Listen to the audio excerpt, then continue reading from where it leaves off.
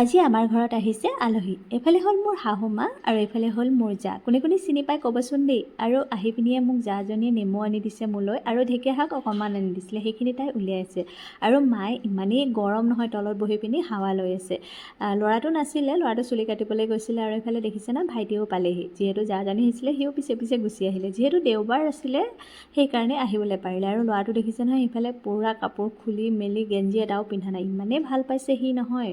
মাহঁতে সকলো অহা দেখি পিনি, যিহেতু মই তাক সদায়ে কোৱা নিচিনা হয়, ঘৰৰ সকলোৰে কথা কৈ থাকোঁ যে, সেই বহুত এক্সাইটেড হৈ পৰে মানে। এইফালে মা, খুৰাক আৰু সি বহি পিনি পূৰা লুডু খেলিছে। আৰু খুৰীকো মাতি আছিলে খেলিবলৈ। যেতিয়া আমি ল'ৰা ছোৱালীক নিজৰ মানুহৰ কথা কৈ থাকোঁ ন, তেতিয়া সিহঁতি সম্পৰ্কটো কেনেকুৱা কি বুজি পায়। সেইকাৰণে আমি সদায় ল'ৰা ছোৱালীক নিজৰ মানুহক চিনাকি কৰি দিব লাগে বা নিজৰ মানুহৰ কথা কৈ থাকিব লাগে।